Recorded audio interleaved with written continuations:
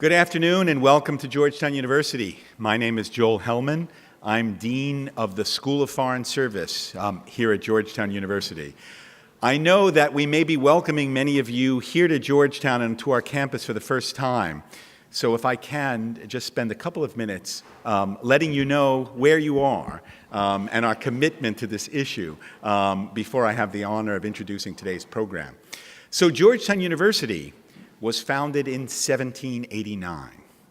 It was founded as a Catholic university open to all faiths from the very beginning.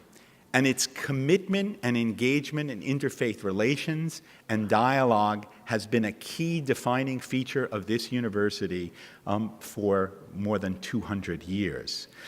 I'm particularly pleased to be the Dean of the School of Foreign Service, which was created nearly 100 years ago in 1919 in the aftermath of World War I. As many of you know, World War I was, at that time, the most destructive global conflict the world had ever seen. And Georgetown University, in its commitment to peace, security, and prosperity, decided, how will we respond to this violence? How will we respond to this world shift? And it was decided to create a school dedicated towards building a new cadre of global leaders that would work to secure peace and prosperity across the next century. And that school is about to celebrate its 100th anniversary. Integral to Georgetown University and to the School of Foreign Service and to its commitment to peace has been a recognition of the role of spirituality and faith, both in causing conflict and being a part of conflict and in resolving conflict. In fact, what we think is that we have a special ability, a special opportunity to understand the dynamics of conflict and peace better than anyone because of our commitment to openness, to our commitment to spirituality, and to our commitment to taking faith seriously as a critical part of the evolution of peace. So it is in that spirit that we are so pleased today to welcome Sri Sri Ravi Shankar to our campus, since he is, of course, a living embodiment of the spirit of what we have been working so hard to do over our more than 200 years.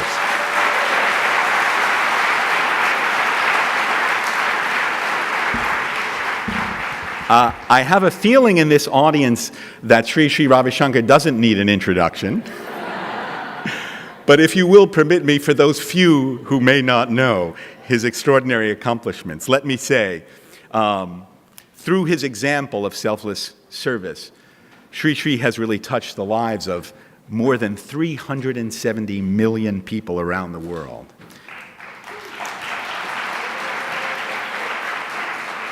His focus, resolving conflicts through dialogue, self-awareness, and teaching positive approaches to living, including techniques to alleviate stress and anxiety. In 1981, Sri Sri established the Art of Living Foundation, one of the largest volunteer-based organizations in the world. In 1997, he founded the International Association for Human Values. It's present in 155 countries. These organizations have served millions of people from every religion, class, and culture through service projects and programs of personal development to help overcome stress and promote well-being. Sri Sri has created trauma relief and mediation programs for at-risk youth, war veterans, prisoners, and survivors of disaster. He's also engaged in peacemaking efforts internationally, including in Colombia and Iraq. He's received 37 governmental awards for his peacemaking efforts, including the highest civilian awards in Colombia, Guatemala, Mongolia, and Paraguay. And in the United States, he has received the International Humanitarian Award from the Simon Wiesenthal Center, an award for inspiring humanity from the Foundation for California. Today, he will lead us through guided meditation, and then he will join in a moderated discussion with one of our own faculty members, Shaun Casey. Shaun Casey is director of our Berkley Center for Religion, Peace, and World Affairs, and he's a professor of the practice at our Walsh School of Foreign Service here at Georgetown. He previously served as the U.S. Special Representative for Religion and Global Affairs, and he was the founding director of the United States Department of State's Office of Religion and Global Affairs. So we thought there'd be no one better to moderate a dialogue with Sri Sri Ravi Shankar. So we're thrilled to have both Shaun Casey and him here. It's now my great pleasure to bring out to the podium Sri Sri Ravi Shankar for meditation. Thank you very much.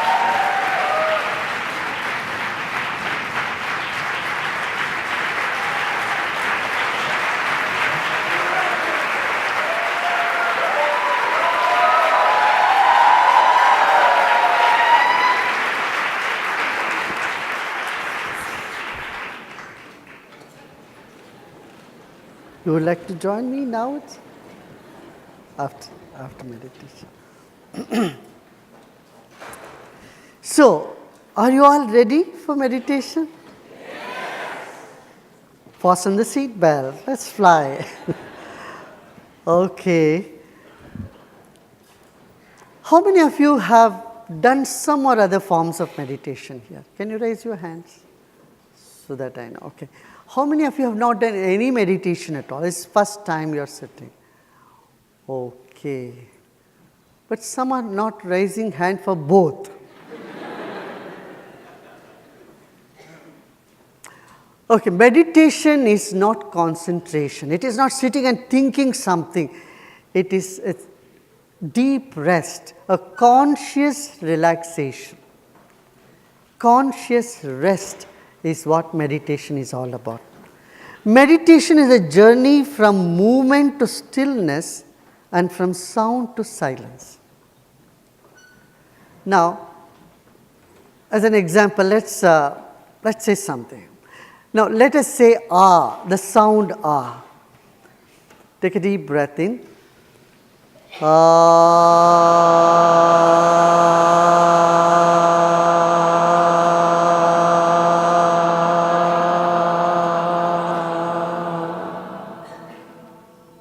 long could we say that? Only as long as there was breath, right?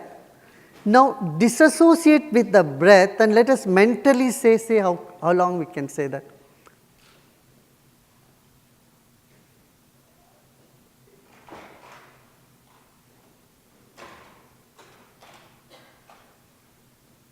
You can say it forever. One sound, one letter, we can say it mentally forever. Isn't it? Unending. So, now we will do a short meditation for about 10 minutes. Is that good? Yeah? 10 minutes will do. And let's start by shaking your hands. Be the movers and shakers. And first get rid of the stress. You can move your head also. And just shake and get the stress out of the system. Okay? Now let's close our eyes and continue shaking.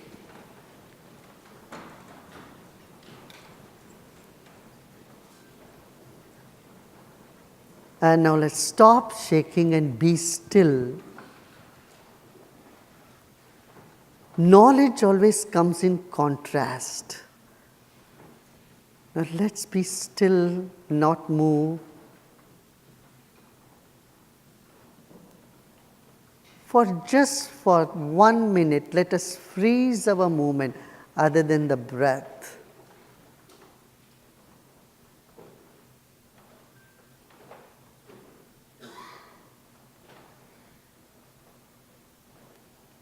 Notice the stillness.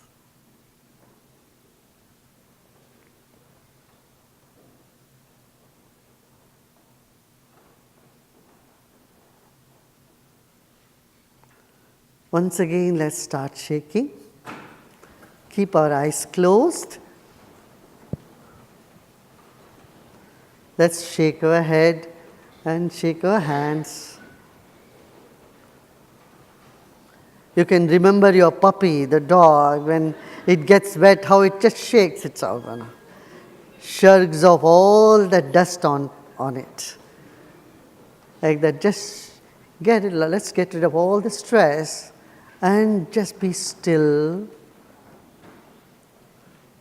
Let's keep ourselves still. Spine erect and shoulders relaxed.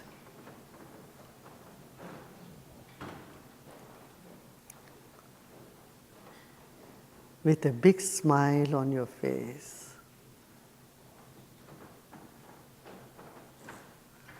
As we smile, all the muscles in our face gets relaxed.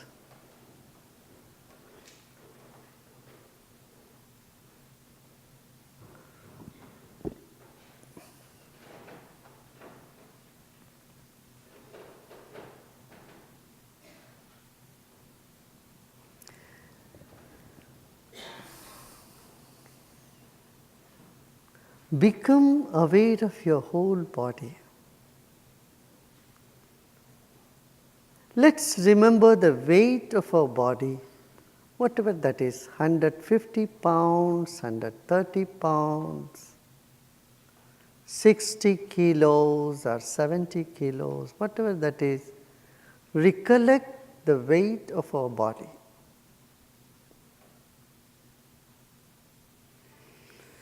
Let's take a deep breath in, and as we breathe out, let's place the weight on the chair we are sitting.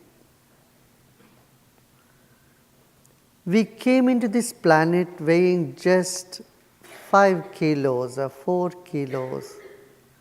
Today we weigh 60, 70, 80 kilos.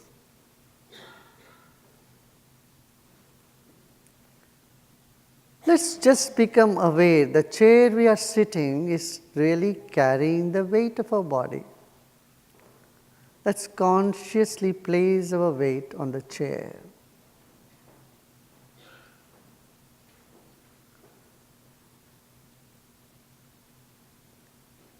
Our body has billions and trillions of cells, and there is enormous energy in each cell of our body. Let us honor our own body. It's the most precious gift we have received from nature, from God. Let's honor our own body.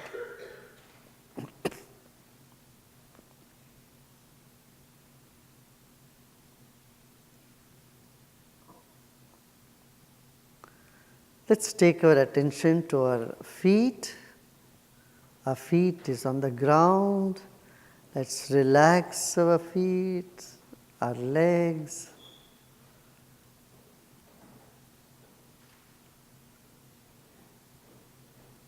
Our thighs, our hip, and slowly the whole body. Let's relax our shoulders. Take your attention to your arms.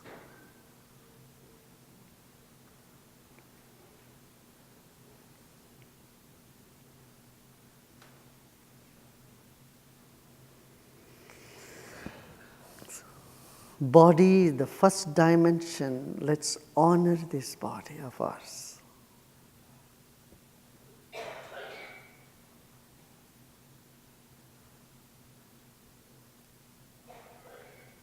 Keep a big smile on your face. As you smile, all the muscles in your face gets relaxed.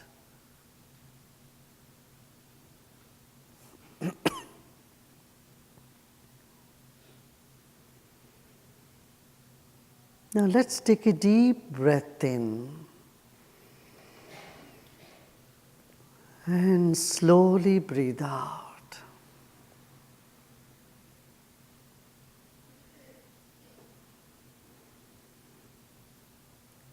Become aware of the second dimension of our breath.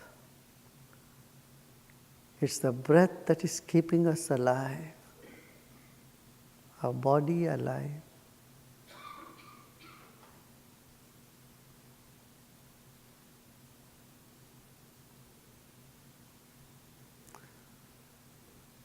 Like fish in the water, we are in air. Become aware of the air inside of you and all around you. Let's become aware of the air inside of us and all around us. And take another deep breath in. And slowly let go.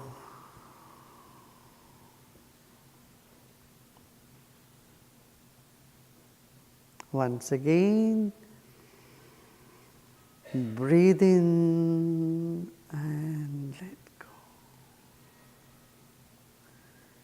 Incoming breath energizes the body, and outgoing breath brings relaxation. Let us become familiar with this phenomenon that's happening all the time. Breathe in and feel the body getting energized. And as you breathe out, notice the relaxation that's happened.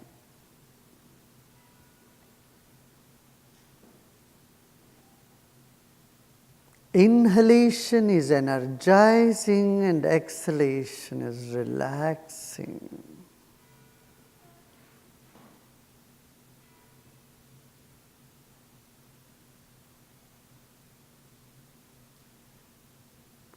Let's take our breath and our attention from the feet to the head. As you breathe in, let's take our attention to the top of the head. Fill yourself with the breath. Hold the breath, and as you breathe out, bring your attention to your feet. Let's do this once again. Breathe in, and we take our attention to the top of the head, scanning through the whole body. And as you breathe out, we bring our attention back to the feet.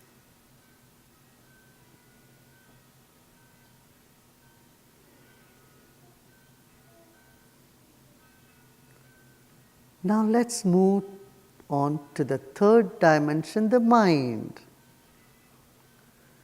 Our body is like the wick of a candle, mind is like the glow all around it. Let's listen to the church bell.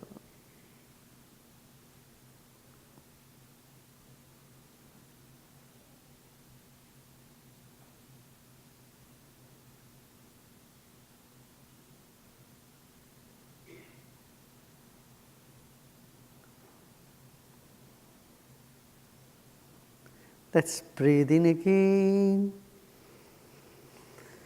with a smile and let go, relax.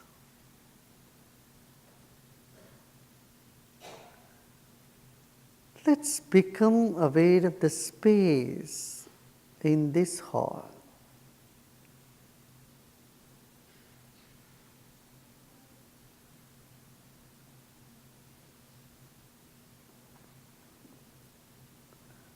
Whatever thoughts are coming in the mind, just let them come. Pleasant thoughts, unpleasant emotions, just let them be there.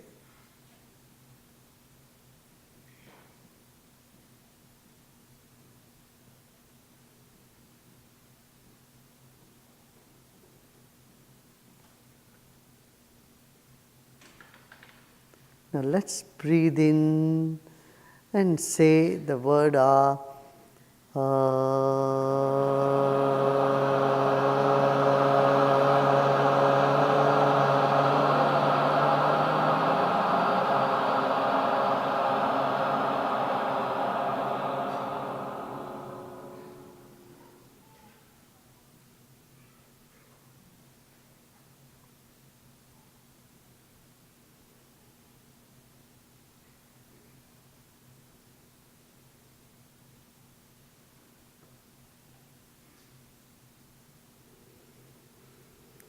Now let's say that mentally, just once, and let go.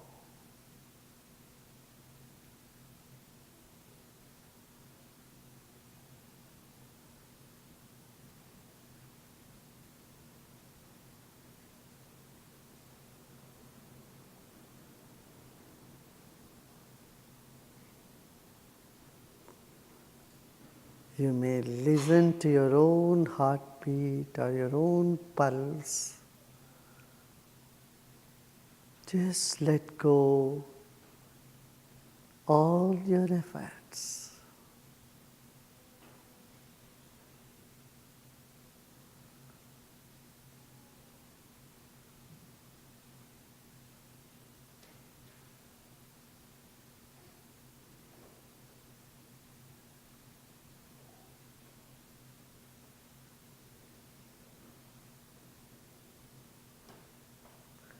Let's take our attention to the top of the head.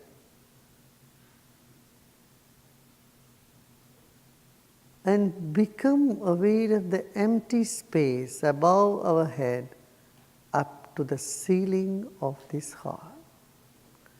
Just let us place our mind there above our head, our attention above our head.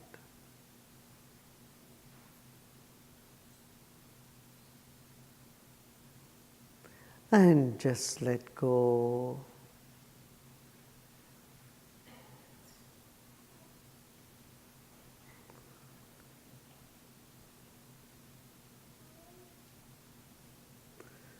This moment, there is nothing to do and nothing to know either. Just relax and let go all your efforts.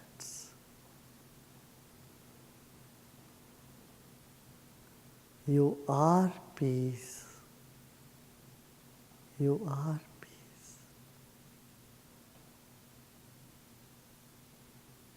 Repose in yourself with a smile.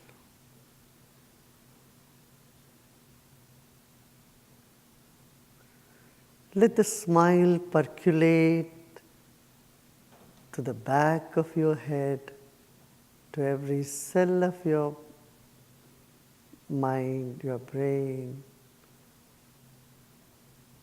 Let every cell start smiling, relaxing,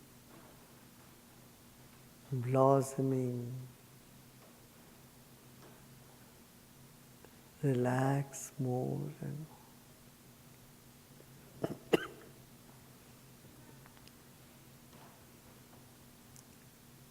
Om Shanti Shanti Shanti.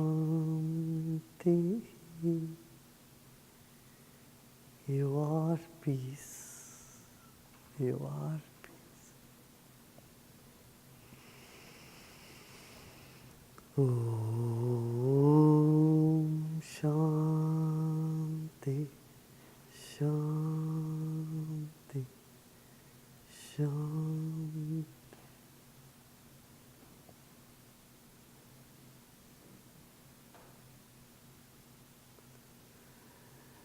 Slowly and gradually,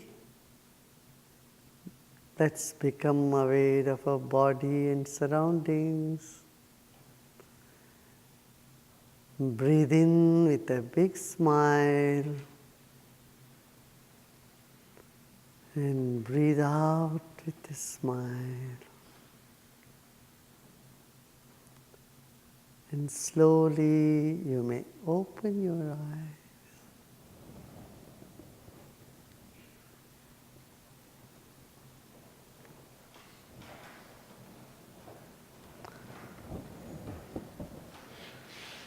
Was it good?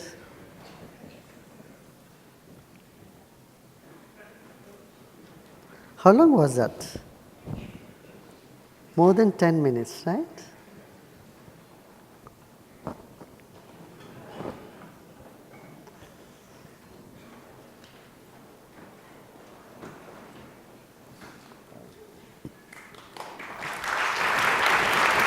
Thank you. Very nice.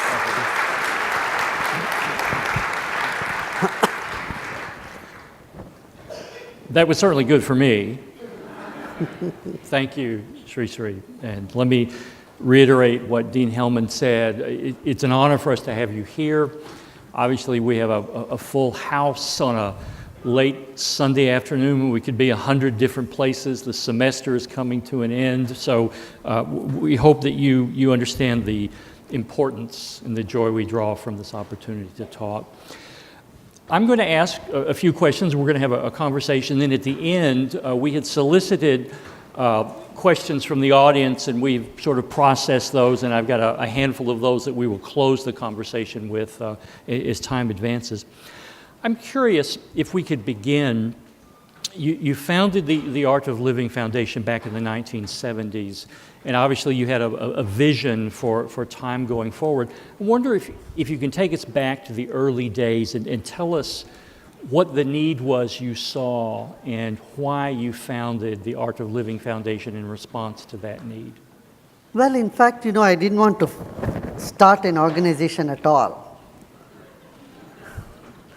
I just was sharing what I knew, what was in my experience.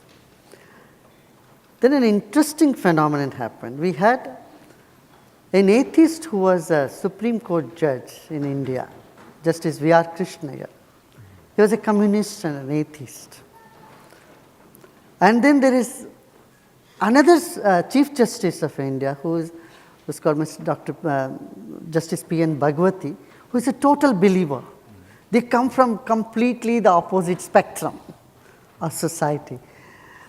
And they both, actually started this movement. They became the founder trustees, and they told me, no, you need a framework for the knowledge that you are imparting. I said, okay, then I accepted it. Mm-hmm. Then several other very accomplished people became the first trustees, and they gave a frame for the knowledge to be taught in the world. That's how it began, 38 years ago. Wow. So you've got 38 years of history. Now, if you fast forward from those days to what you're doing currently now, what, in your estimation, are the most important lines of work or most important places you are working around the world? In the beginning, there was such prejudice about yoga and meditation. People thought it's for some freak people. It's not for the mainstream. It's a quote unquote for not normal people to say. From those days to now, when nearly 2 billion people on the planet are practicing yoga, there's been a big shift. Today, yoga has been accepted as a mainstream thing. But in those days, 38 years ago, it was tough to convince people. Yoga means they thought someone with a lot of ashes and standing in one leg, maybe on a nail of bed. It's for recluse, it's for monks, it's not for normal people. That was the idea, people, concept about yoga.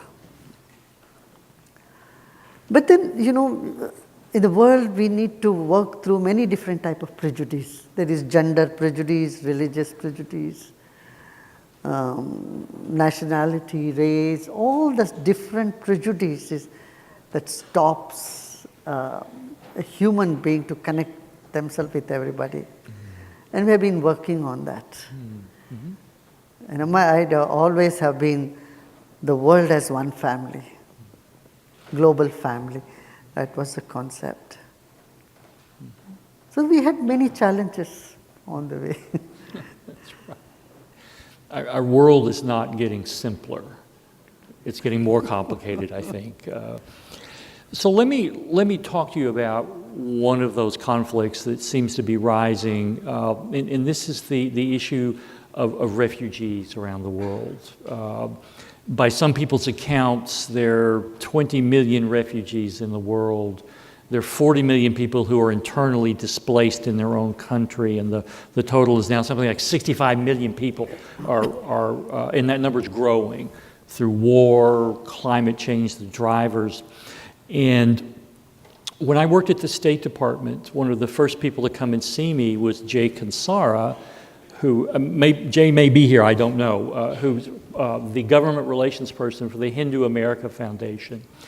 And he was concerned that tens of thousands of Bhutanese refugees had come to the United States in previous decades. And what he was afraid of was that many of these refugees were being proselytized by American Protestant Christian groups, trying to convert them in their time of vulnerability. And he said, what can we do between the State Department and the Hindu America Foundation to try and keep that from happening?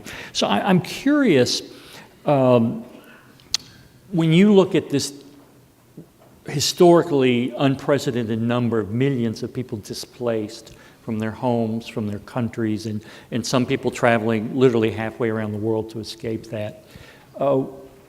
What is your hope? What tools do you bring to try to help people address receiving these refugees and treating them with the dignity and respect and love that they deserve? First, we need to understand their psychology, their mindset. They are in a state of shock and fear, and they need to understand also when they have come there, they have been in a host country, for example, Germany. Today, a lot of immigrants have come there. Right. We need to work on both sides, the host as well as the immigrants. The immigrants need to integrate with the society that they are in. They cannot resist the language, they cannot resist the customs, traditions. Suppose you come from a country where you drive on the left side, you cannot say, no, I'm going to keep my, I'm going to continue driving on the left side. So you need to adapt to the situation. This adaptation may be a little difficult. That need to be facilitated. On the other side, the values, they have family values. They have all their right to practice their religion. Whatever their form of worship is there, that freedom and that dignity must be given to them. We cannot tell them, my God is better than your God, or only if you worship my God, then you'll go to heaven, otherwise you may rot in hell. This type of fear or indoctrination is not human. I feel it's not human. It's not right with the human dignity. And if I say, I give you a cloth, if you come to my religion, I feel that is downgrading one's own religion. Yeah. So, though the freedom, the choice must be theirs. The choice is there. If someone wants to be a Buddhist, someone wants to be a Christian, someone wants to be a Muslim, that should be open to them. But not with some soaps or giving them some, allurement. Right. What do you think?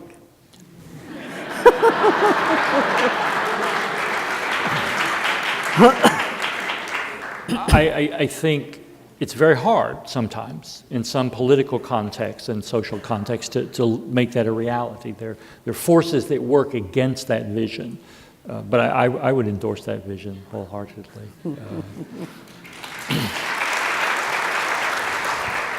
So as we look around the world, there's a lot of conflict. There's a lot of disagreement across national boundaries, across religious community boundaries. But I want to talk a little bit about the political for the moment. And if you could, can you tell us who you admire most? This could be someone today or somebody in the past. A global political leader who you admire for their peacemaking abilities and accomplishment. Can you point us toward people that you find interesting as political leaders and as peacemakers? Well, if you ask me that, I would say Mahatma Gandhi.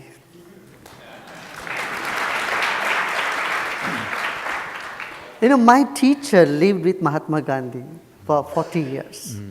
And my grandfather actually left home with my grandmother to take care of my father and other kids. He went and lived with Mahatma Gandhi for 20 years.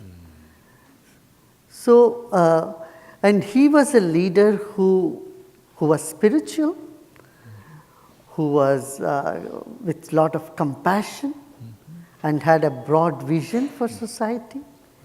And the stories that we all grew up listening to, though I have never met him, I was born 10 years after he departed from this planet. But the memory was very fresh in people's minds. He had inspired millions of people. And we grew up with the stories of him. So those days, the pride was attached to nonviolence. Unlike today. Today, aggression is somehow wrongly associated with pride. In schools and colleges, if someone is very aggressive, that's a sign of being macho. And if you shout, if you yell, if you scream, that is a sense of being a leader. But when we were growing up, we were looked down upon if we lose our temper. Because non-violence and equanimity of mind was what Mahatma Gandhi stood for all his life. And I find it, if these qualities are imbibed and spiritualize the politics, then world would be a much better place. That's right.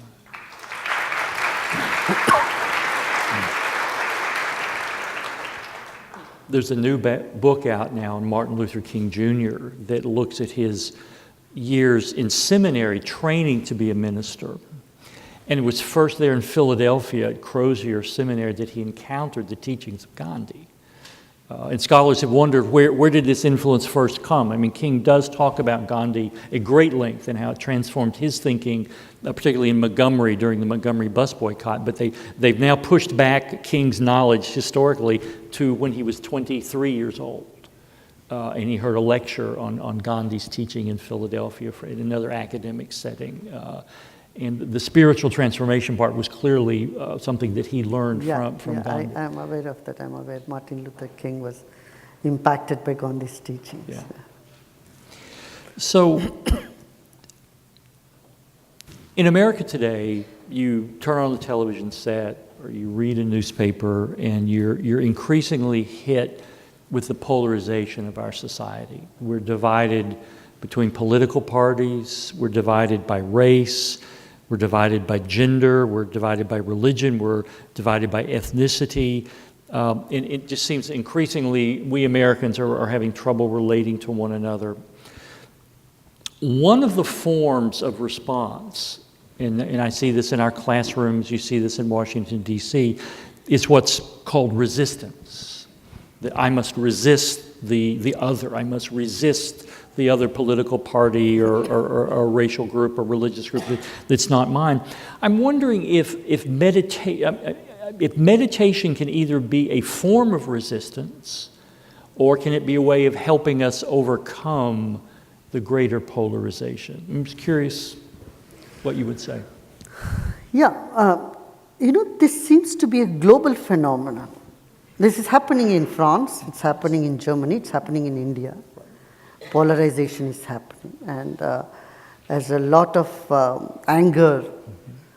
People are ready to just blow up at the drop of a hat. So the impatience is on rise. Meditation can help this. It can definitely bring more patience in people's attitude. In understanding. It can create room for the other. Though someone is different from you, and you need a certain calmness within you to be able to embrace them.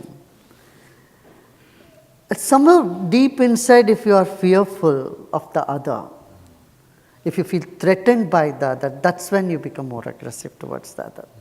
You try to build walls which are artificial. So to reach out to others, I think this is important that we first find ourselves in a very stable, calm, serene space. Without that, I think it's not possible. Yeah. So there's a role then for meditation and people who teach meditation to begin to educate people across divides. Correct. You can see in all these issues, first the communication breaks down. And then mistrust comes up. The same principle or words, if it comes from someone close to them, they are ready to accept. But if it comes from someone who is endorsing the other party or who is part of an opposition, you naturally put up resistance. Even if it makes all the sense, you don't want to accept it. That shows that somewhere we are shrinking in our ability, in our intellectual and emotional abilities. So how do you train and produce people who have facility in both directions? In terms of if you have two parties or two groups that are in deep division or conflict with one another, you need people in the middle who can reach out in both directions. Correct. So how do you find these people and how do you train them to be better at that role? See, the mediators, first of all, should not take any sides, number one. Second is they should gain the confidence of both the parties. They should say, I understand your point of view, and so I am here to facilitate. No mediator, if they go with an agenda, they will never be successful. They should be open in their mind. They should just be a backdoor facilitator. Bring the groups together. Whenever friction comes, intervene and grease it up a little bit. Butter it up. So grease it a little bit, and then, it's a hard work. It's a very difficult job, but not impossible. It can be done. I know in my tenure in the State Department, I had the benefit of being involved on the periphery of some of the Israeli-Palestinian discussions. And of course, we all know that's a very complicated space. The issues are deep, they're intertwined. But what we discovered was there were religious leaders on all sides who actually were very effective at talking to one another, sometimes when the politicians weren't able to do that. And I'm curious if that, in your experience, is similar, that sometimes you actually find religious leaders who have a capacity to play these mediating roles in a way that's far advanced of the politicians. Yes. Why do you think that is? Religious leaders definitely can do that because there is no vested interest. There is no political interest. And so when there is no politics involved, there is more trust and faith there in that, number one. Second is religious leaders' seat is secure. They don't worry about their chair. Once a priest is priest forever. Right. But whereas a politician, that's not the case. So they have other consideration that they need to look into. They answer to a higher authority than the politicians, right?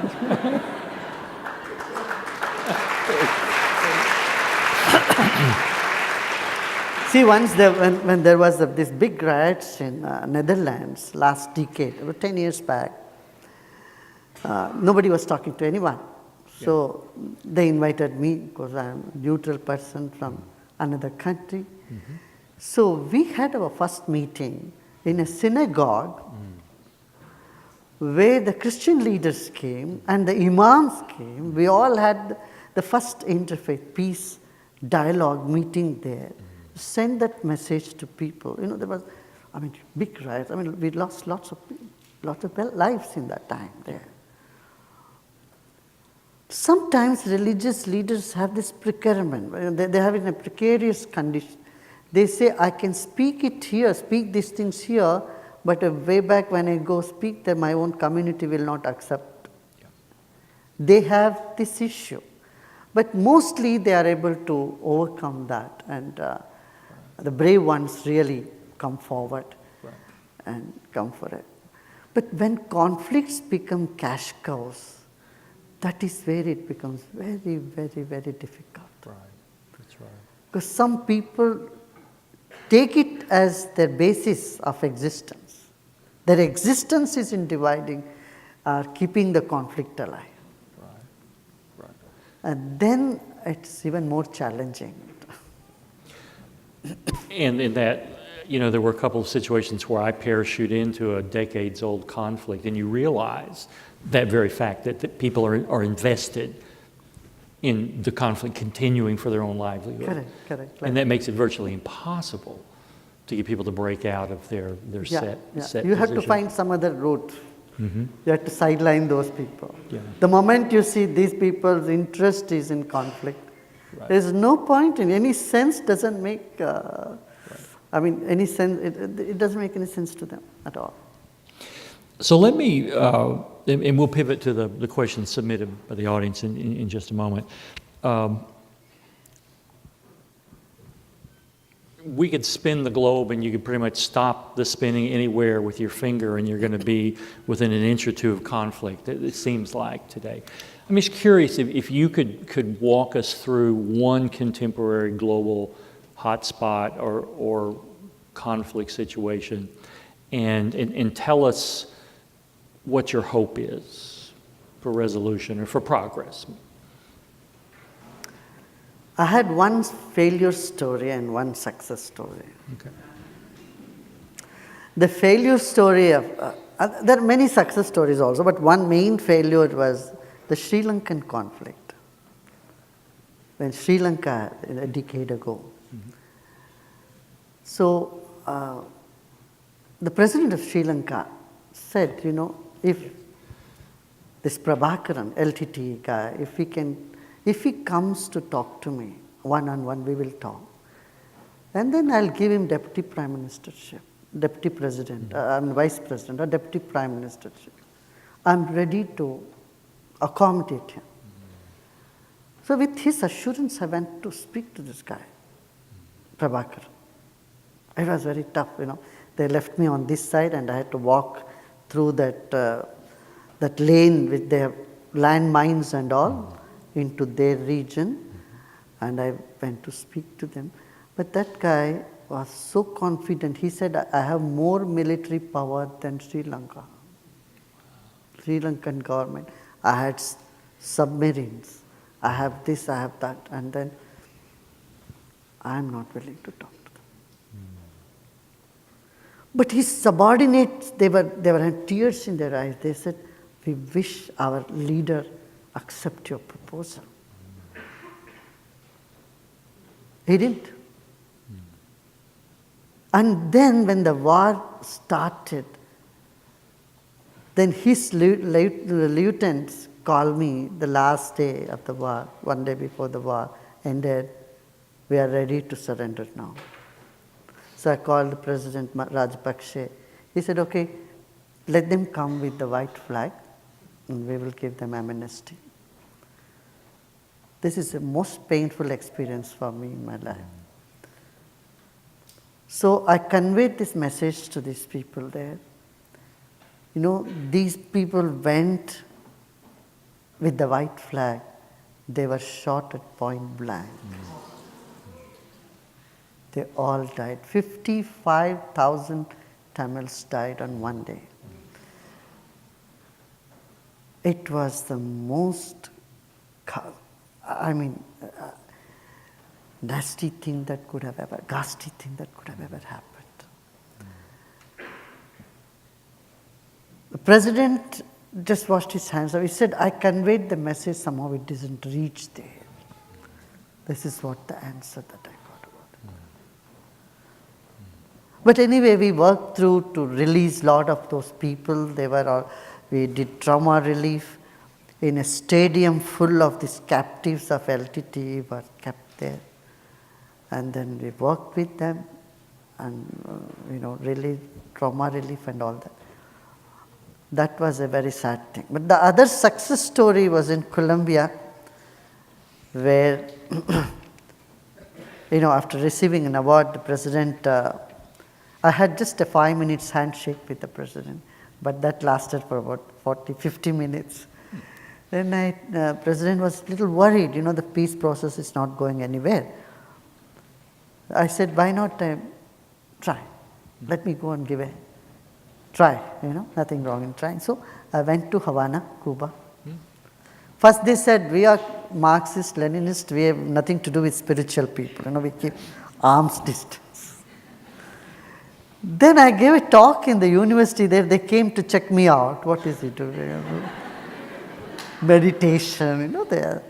So then the next day, 15 of their commandos came to see me.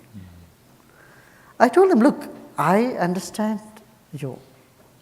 You are also victims. You are victims. You are fighting for justice.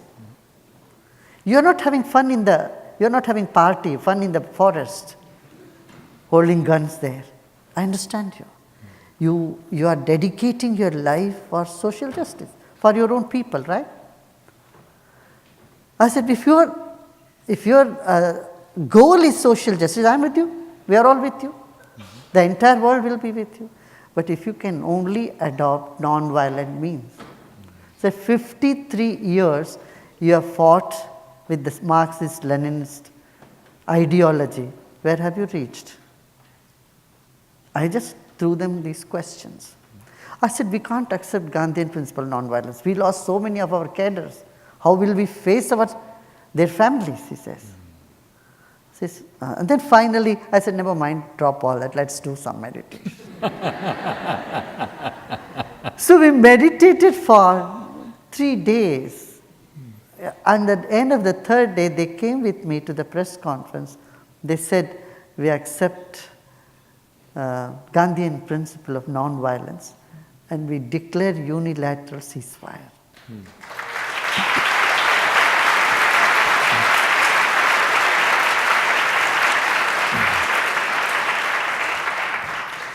So now let me pivot to some of the questions that were submitted beforehand, and in our remaining minutes, we'll try to honor the audience-generated questions. Someone asked, what do you think about social media as either an effective tool or a barrier for peacemaking?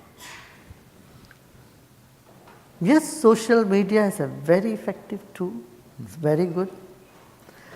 It has its downside also. Social media can spread misinformation, false news, but its positive is much more than negative side. Yeah. Someone writes, have you met Pope Francis? Not yet. Not yet. But we have met through his emissary.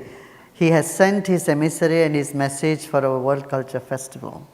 Excellent. Yes. So what is your impression of him as a force for peace and as a peacemaker? He's a pope with a difference.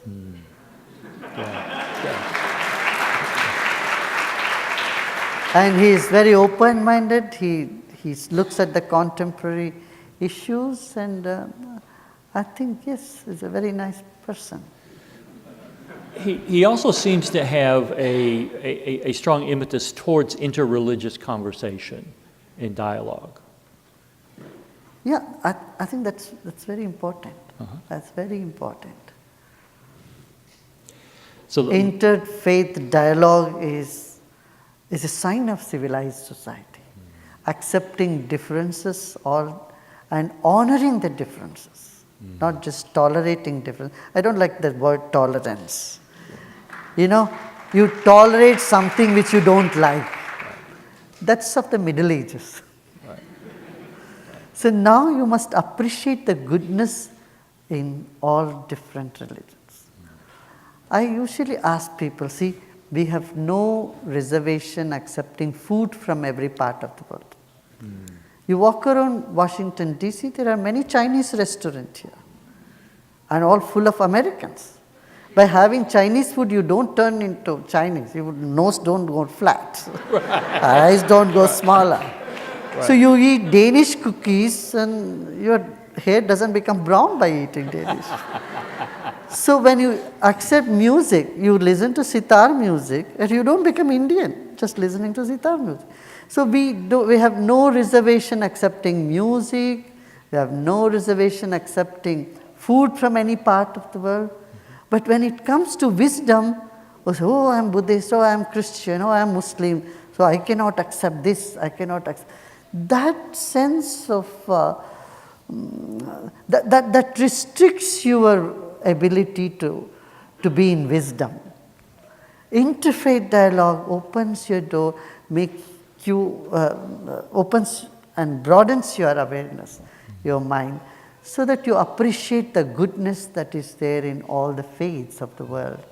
And all this wisdom is there to enrich our life. And we should enrich our life without any reservation. No doubt yoga is part of Hinduism, but yoga can be practiced by everybody today. Many seminaries, they practice yoga. And similarly, teachings of Lord Buddha or Zarathustra, wherever there is valuable wisdom, knowledge, I think we must, with open arms, accept them and adore them. At the same time, keep your own faith. Whatever your tradition, you don't have to change your name, you don't have to you keep your tradition, deepen your roots, but broaden your vision. That's what I would say.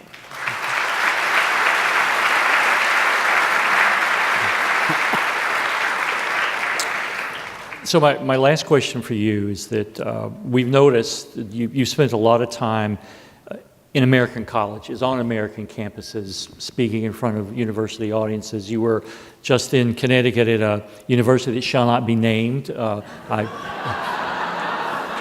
I went to its rival, so I have to edit here. But nevertheless, I'm just curious, based on your experience and your conversations, what do you see? What do you hear?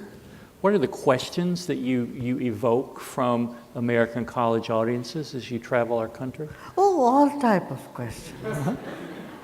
America is a bowl of diversity, and you get diverse questions, right from boyfriend-girlfriend issue to career to stress in the workplace and how to focus on studies and how some papers are really bugging and bothering them and how they can improve their concentration, how they can improve their performance, all type of questions. And politics, of course, talk about politics and religion, and all type of questions. And I don't prepare the answers. Spontaneously, whatever comes to me, I say. Well, on that note, I know we're over time. First of all, I want to thank you, the audience, but let's take a moment and thank our esteemed guest, Sri Sri Ravi Shankar.